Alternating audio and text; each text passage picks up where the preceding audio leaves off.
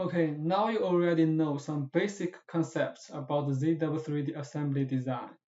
In the next few chapters, we are going to learn assembly functionalities based on the assembly workflow. Alright, first let's talk about creating an assembly. In this chapter, we are going to learn how to create assembly, how to insert components, and place them correctly with various constraints. Okay, in the first place, we need to create new assembly. It's easy. Just select the main type and subtype. Then select the template and input its name and description. Then you are ready to go.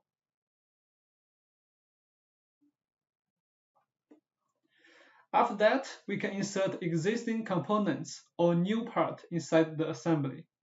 There are several ways to do that. For example, standard insert. We can insert one component at one time.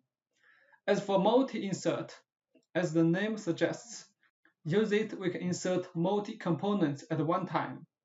New to insert means creating an empty component or sub-assembly in the current assembly level. And for the next one, include unplaced components. It means we can insert a component node, but without loading its geometry.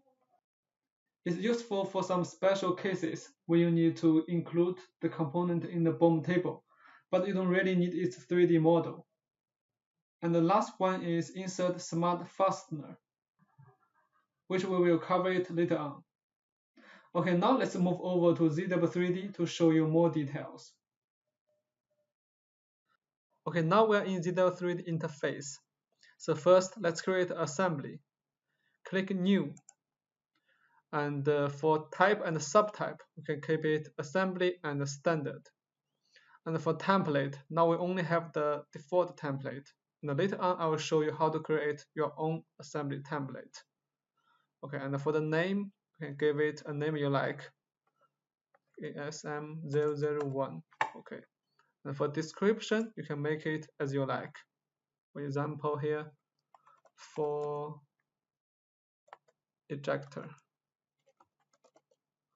Okay, we can click OK to continue. Okay, now we are in assembly environment.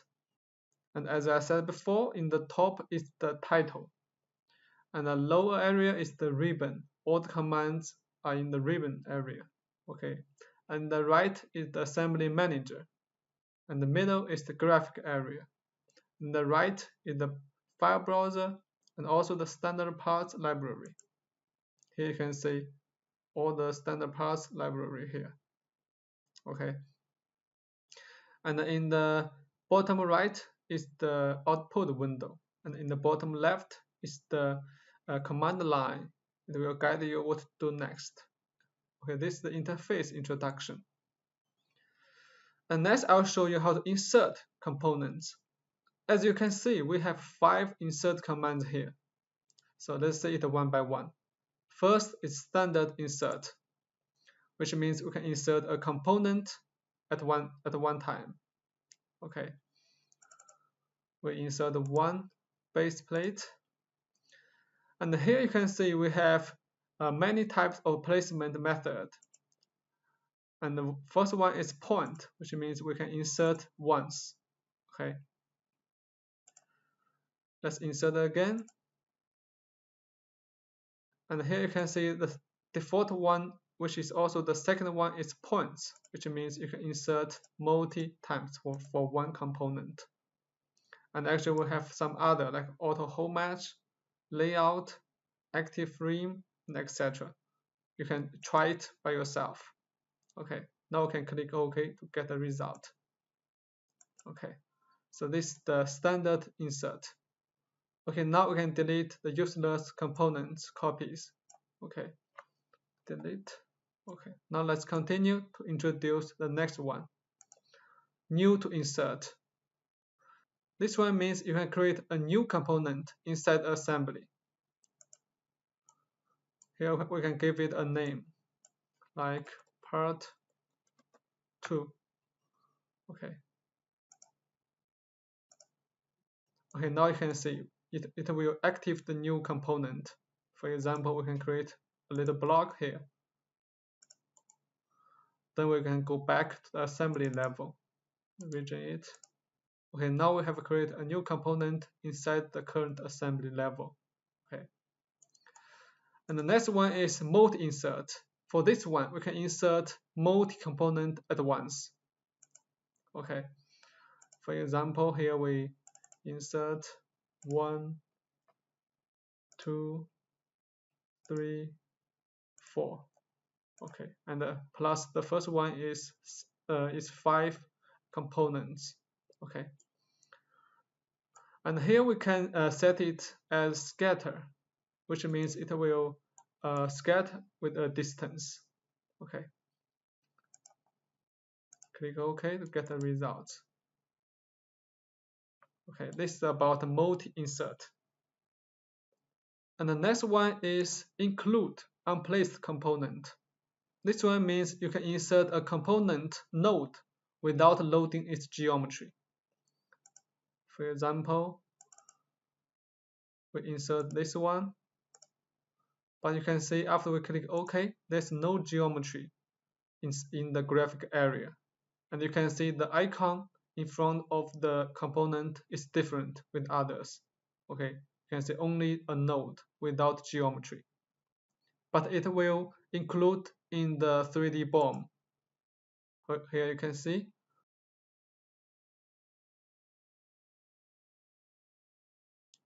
So it's useful for some special cases when you need to include the component in the BOM table, but you don't really need its 3D model. Okay. And also, if you want to load the 3D model again, you can just right-click and load component. Okay, now you can see it's in the graphic area. Okay. And the last one is insert smart fasteners. For this one, we will cover later.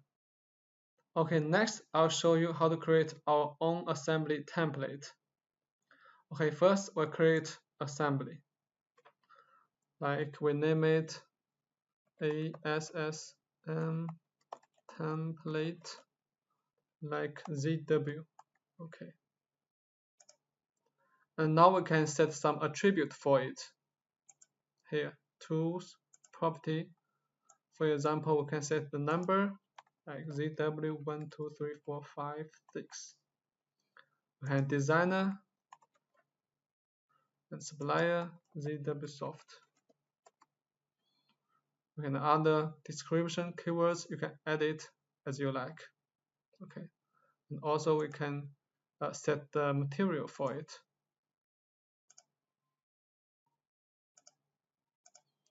Okay, now we can apply and click OK. Okay, now we can save it to the destination path, which is in the installation path. For me, it's in my D disk, ZW3D, and the language, I'm using the English language, ENUS. Resource. Okay, we can save it here. Remember this path, please. Okay. Okay, now it's done. We can close it. And next, when we create a new assembly, you can see we can choose our own template. Okay. Now you can see all the attributes are in it. Okay. Okay, now we have inserted some components in. Next, we need to place the component properly. In some cases, we can fix the component in the current position directly. We can find the fix command in ribbon or right-click menu. The component cannot be moved or add constraints to after fixing it.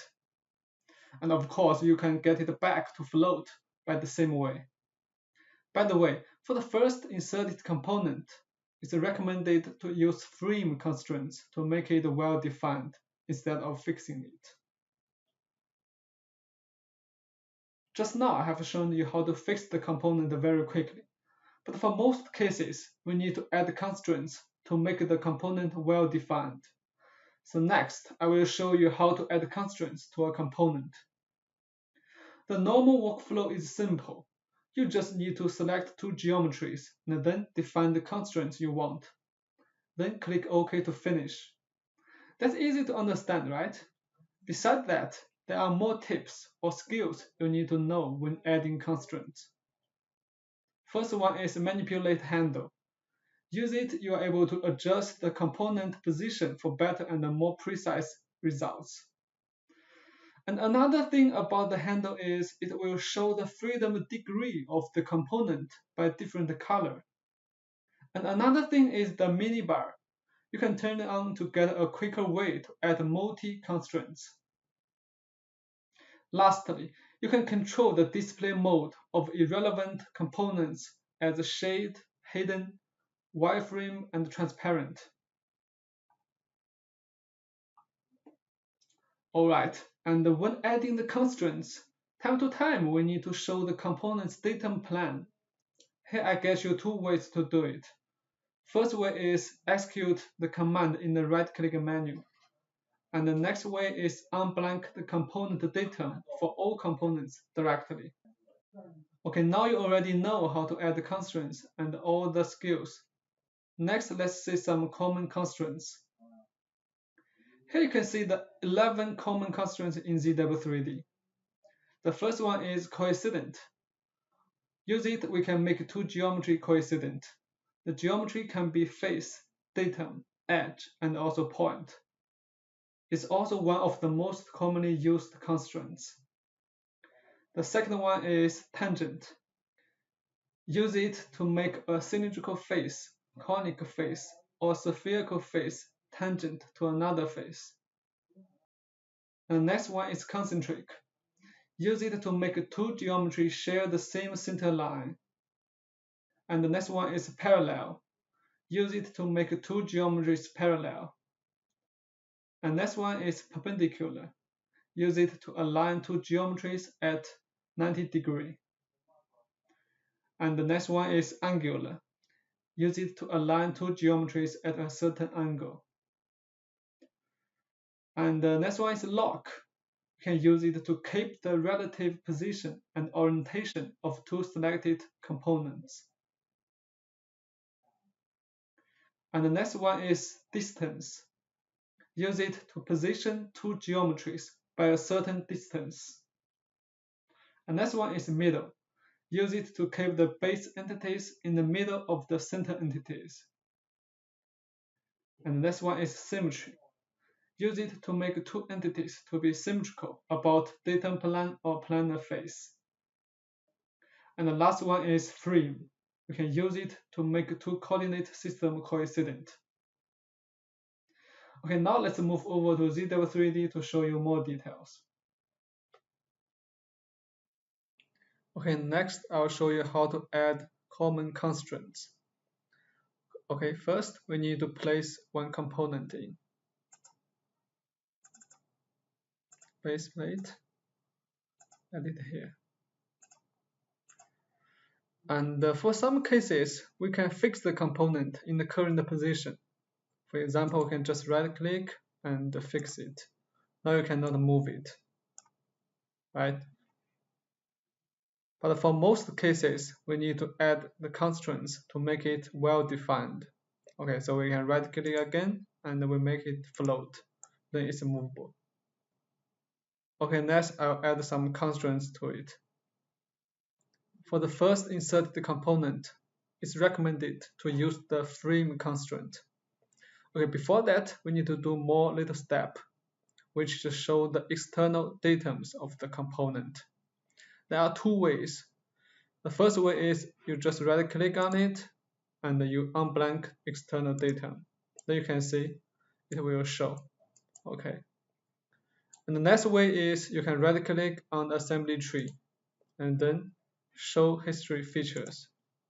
Then you can see the history of this component will be displayed here. Then you can select it for the constraints. Okay. So we will add the frame constraints. Okay, common constraints command here. Click on it. And the last one, frame constraints. We can use it to make two coordinate system coincident. For example, the coordinate system of the component and the current assembly coordinate system. Okay. Now you can see it's well defined. Okay. We didn't show it. And next, I'll show you more common constraints. So first, we can insert more component in. Multi-insert.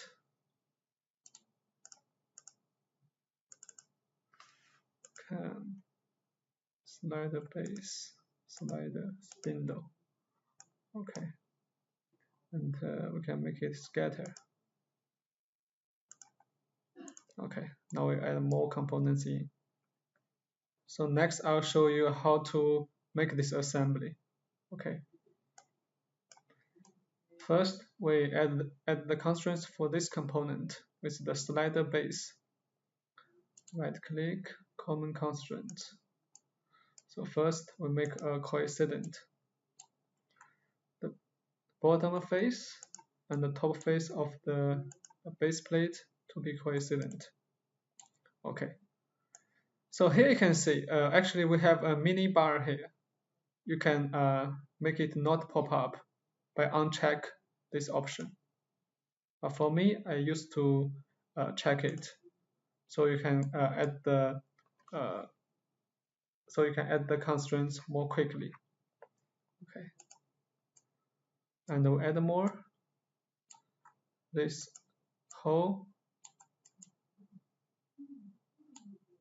and this hole. Okay, we click OK to make a concentric. Okay, next I'll make a parallel. We make this face and this face to be parallel, then it will be well defined. Okay, first the face. And here please note that there is a manipulate handle here.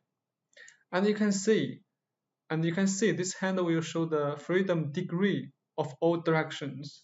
Okay, you can see if the direction is well defined, it will display it in white color. You can see. So for this component, actually we only have one freedom degree here. Okay, so after we add more constraints, which is parallel here, it will be well defined. Okay. Then we add more constraints. We make this face and this face to be coincident. And we add more.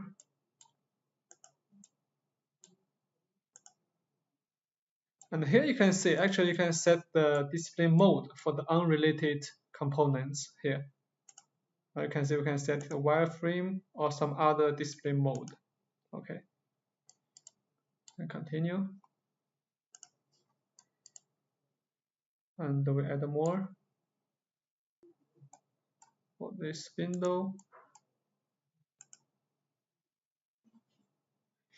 Okay. And this one.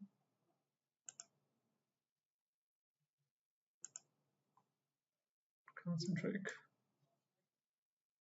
And we'll add more.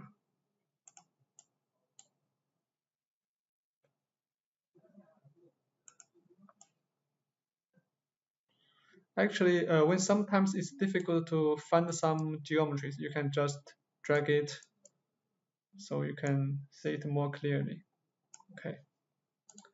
Add common constraints. This face and this face to be coincident. Okay.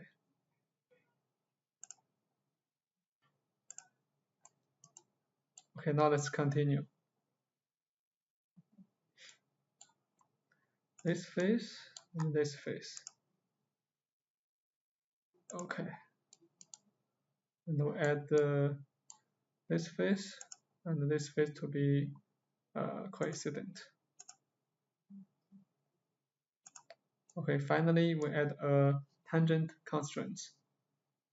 Tangent. This one and this one. Okay, we change the direction. Okay, now it's done.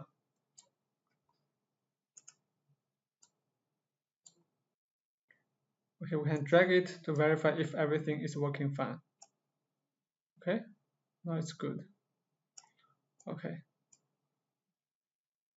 Next, we can make a mirror for this component.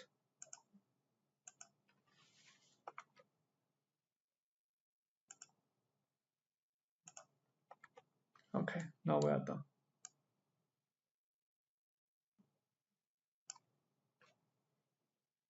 And besides those constraints I have shown you, actually we have more common constraints here. It's easy to understand, so you can check it by yourself, like the perpendicular, angular, log, distance, middle symmetry is easy to understand, so I will not show you here. Okay. Just now we have learned common constraints. And ZW3D also provides 8 types of mechanical constraints. Now let's see it one by one. The first one is gear. Use it to force two components to rotate relative to each other about the selected axis. The second one is path. Use it to force the selected points of the component to the path. The next one is linear couple. Use it to establish relations between the translation of one component and another. And next one is rack and pinion, which means linear transition of one component, which is the rack, causes turnover of another component, which is gear, and vice versa. And the next one is screw. Use screw, we can add relations for the rotate of one component and the linear transition of another component. And next one is slot. Use it to confine bolt movements to slot hole. Next one is cam. Use it to force a cylinder, datum, or point to coincide with or tangent to a series of tangent surfaces. And the last one is universal joint, which means the rotation of one component about its own axis is driven by the rotation of another component about its axis. And there is another thing you can do to add relations among several components, which is pulley, which can be used to design belt, chains, and etc. Now let's move over to ZW3D to show you the mechanical constraints and the pulley feature. Okay, now let me show you the first one, gear constraint. It's easy to understand. We can just click mechanical constraints and select the gear constraints. As for the input, it's recommended to select the pitch circles of the two gears. Okay, so first the bigger one, and then the smaller one. Okay, now we can make the gear ratio, which is also the transmission ratio. We can use the teeth to calculate the ratio automatically, or we can just input the ratio by yourself. So for this one, we can input the teeth. Okay, for the first one, the teeth is 18, and the second one, which is also the smaller one, is 12. Okay, now we can click OK to get the result. Now we can actually rotate it a little bit to verify. Okay, now you can see it's very good. Okay, this is for the gear constraints. Okay, the next one is path. Okay, with it, we can bind the points of the component to another path. Okay, for example, we can bind this center of the ball to the path of this component. Okay, so let's see how to do it. Mechanical constraints. Okay, we use a second one, and first we need to define the point. Okay, we can change it to wireframe and select the point here. Okay, and the path, which is the center line of the other component. Okay. Now actually we have more options. The first one is the path constraints. We can set the start point of the first component. For example, we can make the distance, or we can make the percentage. For example, we can make like 50. Okay. Now we can click OK to get a result. Okay. Now actually you can see this ball is in the middle area of this path. Okay.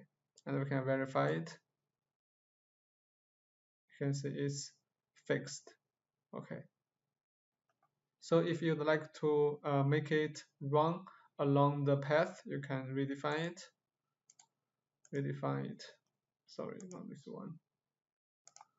Redefine it and then make it just free. Okay.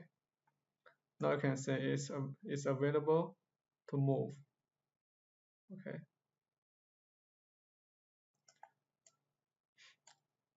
And actually there are more options like the pitch and the yaw control. You can see we can change it to X, Y, or Z to make the orientation of the bow. Okay. Okay, this is the final result. Okay, this is about the path constraint. And the next one is a linear couple. With it, we can establish relations between the translation of one component and another. Okay, so for example, for this case, we can make it to see the result. Mechanical constraint, linear couple, and now we define the first component and the move direction. Okay, this one.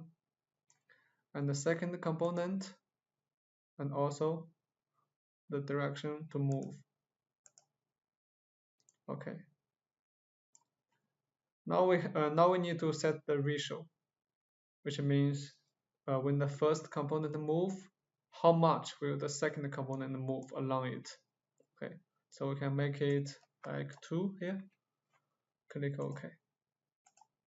Now we can move it to verify. You can see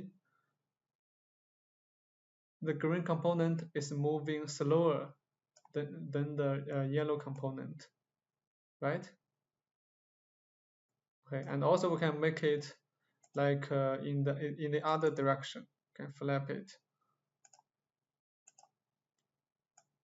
Now you can see it will move oppositely. Okay, this is about the linear couple constraint.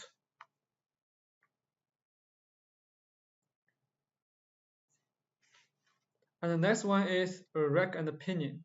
We use another case for this one. Okay. So to make the rack and pinion constraint, actually there are some preconditions. The first precondition is the module of the rack and pinion is the same, must be the same. And the second condition is the pressure angle of the rack and pinion must be the same. Okay. With these preconditions, we can do the rack and pinion constraint. Okay.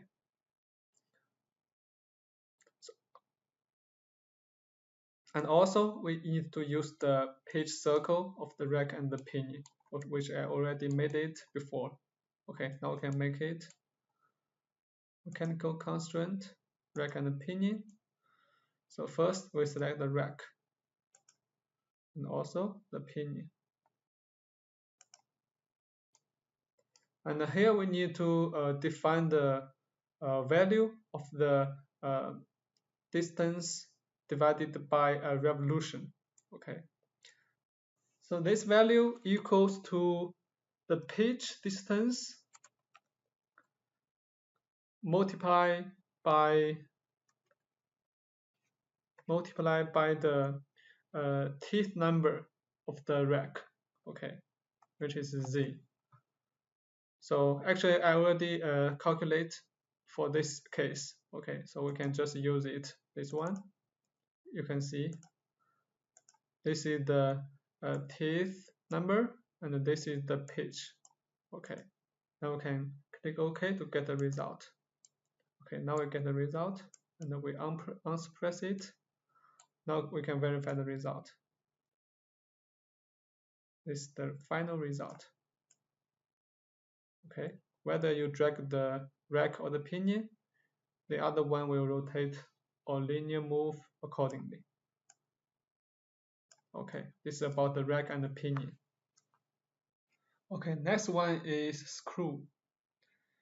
For screw, which means the rotate of one component will cause the linear transition of another.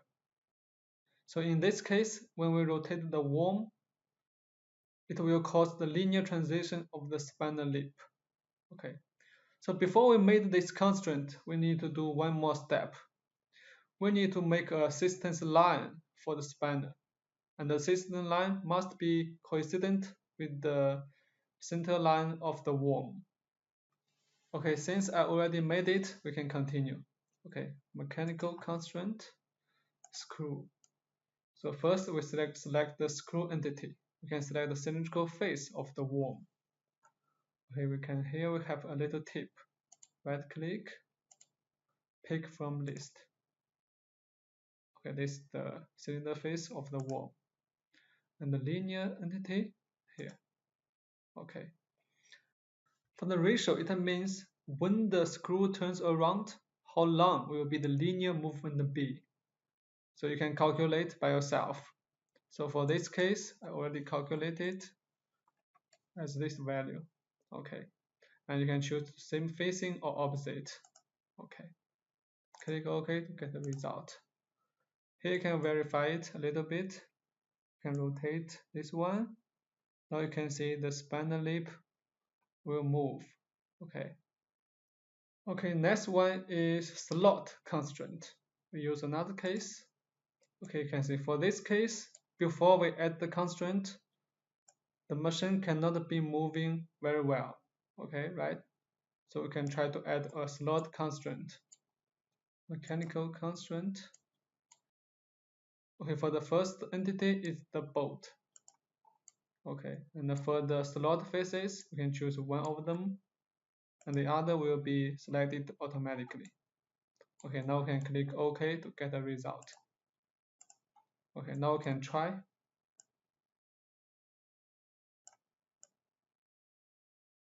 Now you can see it's working well. Okay, next one is cam constraint. Okay, we use another case. Okay, for this case, before the constraint is added, we can verify it. You can see nothing happened to the cylinder. Okay, so we can add it right now. Mechanical and cam. The first entity, we can choose this cylindrical face. And for the cam faces, we can select a series of the tangent surfaces. We just choose one of them. Okay. Now we can click OK to get the result. And then we can verify it. Now you can see it's working well. Okay, the last one is universal joint. We use another case. This one. As you can see, before we add the constraint, when we rotate it, nothing happened with the other component. Okay, so we can add the constraint right now. Mechanical constraint, universal joint. As you can see, we need to select the cross shaft and the hinge point. Okay, here we use this assistant circle as the shaft. The first shaft, and then we choose the hinge point, which is in the middle. And the second shaft and the hinge point. Okay. Now we can click OK to see the result. Okay, we rotate it. You can see the other component will rotate along it. Okay. Okay, the last one I would like to show you is the pulley feature. Okay, we use another case. Okay, as I said before, the pulley command is used for design of pulley parts, like belts, chains, and etc. Okay, now let's see the steps. So first, we call out the pulley command. And then we choose the geometries you need to add pulley to. Okay, for example, here we want to add the pulley for 1, 2, 3, these 3 components. Okay, first we select the cylindrical face, this one, and add it to the list. And the second one, and add it to list. And the last one, add it to list. And also you can change the direction of the belt. For example, you can flap it here, flap, this one, okay. And also you can choose the location datum. For example, we can move it down to this datum, okay. And also you can change the driver length, but normally you do not need to change it. It will calculate automatically, okay. And also you can enable the thickness, like here we make it 2, okay. And then you can decide whether to generate the pulley part for later using. Okay, here we do not want it. Okay, we can click OK to get the result. Okay, this is the pulley feature, and you can find it in the assembly tree. Okay. Just now we have studied how to add common constraints and also mechanical constraints. Next, let's talk about how to edit the constraints for a component. You can find the command in the ribbon or right-click menu. When editing the constraints, you can filter out the certain constraints you want by picking another related component. And also ZW3D allows you to preview and edit the geometry in a small and clean window. And sometimes it may be difficult to find some specific constraints in the constraints folder. Then we can switch between the combine mode and the separate mode. Then we are able to filter out which constraints belong to which component. Okay, now we have built the assembly. Insert the main components and place them properly. But it's not done yet. Normally, we still need to insert some standard parts, like bolts, nuts, shafts, and etc. In ZW3D, we can use our built-in library to do this work. The steps are clear. First, you need to find the parts you need. ZW3D provides a rich library like ISO, ANSI, DME, and etc.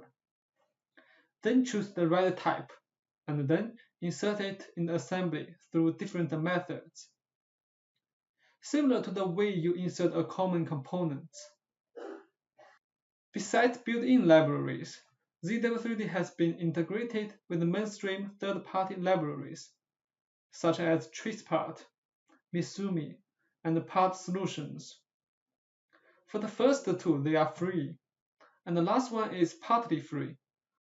To be specific, the popular standards library in the world is charged, which mainly are German standards, which is the DIN, Japan standards, JIS, American standards, ANSI, and internal standards, ISO.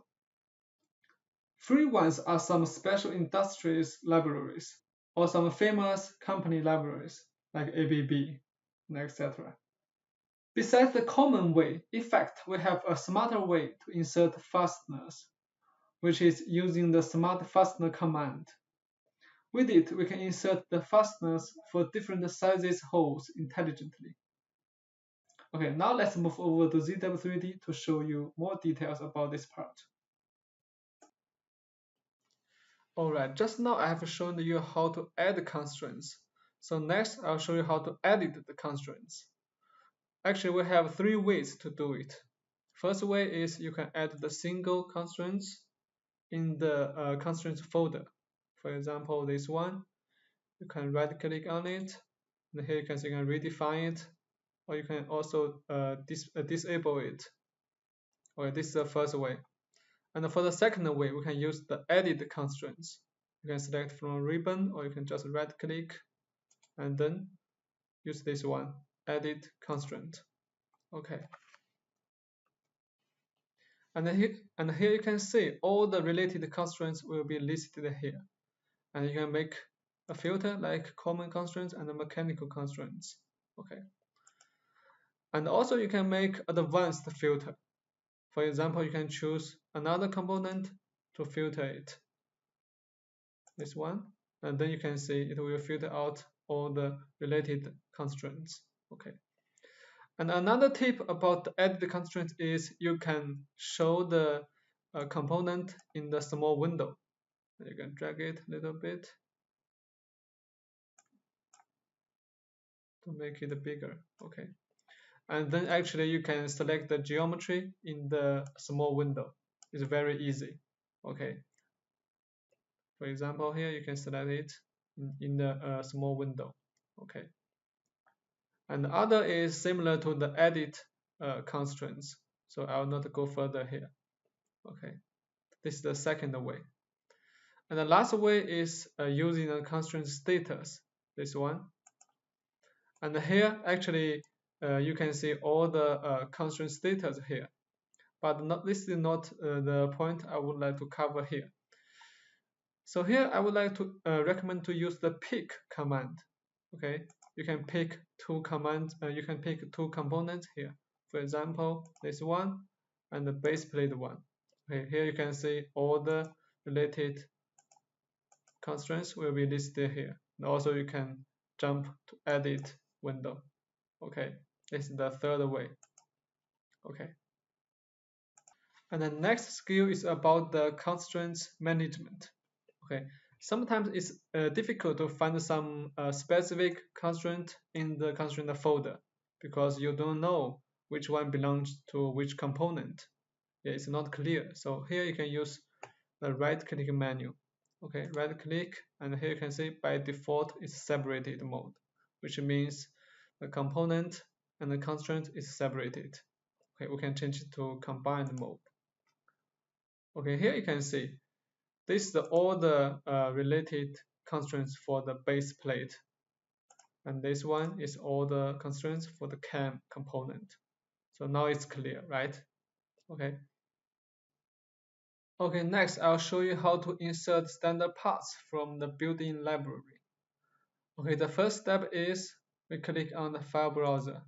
Okay, then you can see standard part library. And here you can choose the standard as you like. Here we choose the ISO and the bolts, hexagon head bolts here. Okay, and here you can change it to the big icon. Okay, or you can change it to the list. Okay, here we use the third one. And for these holes, its diameter is 6. And the length will keep it by default. Okay. And actually now you are ready to go. You just click OK. Okay. Now actually you can edit one by one, or actually you can use the auto hole match. We just let the locate the face. Then all the standard parts will be inserted. Okay, we click OK to get the result. Okay, so this is the basic workflow to insert the standard parts. Okay, and beside the built-in library, as I mentioned before, we have some third-party libraries. You can find it in the app. Okay, in this tab you can see we have trace parts, Misumi, and part solutions. For the trace part and the Misumi, this is all for free. You can download it and just use it freely. Okay, but for part solutions, it's partly free. We can open it. If you first open it, you may need to download the install package and install it. Okay, so here you can see there are two categories for the part solutions. The first one is national standards like ANSI, DIN, GB, ISO, KS, and etc. And in the below area is all the industrial standards.